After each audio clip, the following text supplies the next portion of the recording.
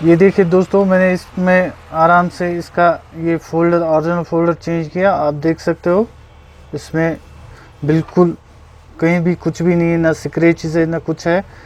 मैंने बिल्कुल आसान तरीके से इसमें फ़ोल्डर चेंज किया। ये इसका ओरिजिनल फ़ोल्डर है, आप देख सकते हो कहीं भी कुछ स्क्रैचेस नहीं है या ऊपर नहीं है।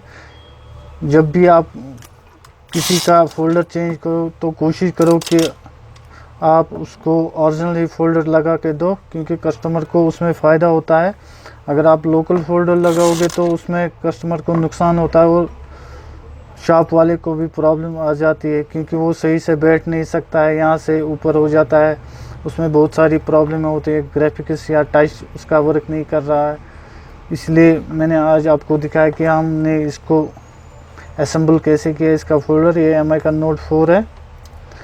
Thank you so much for watching this video. Please subscribe my channel and press the bell icon.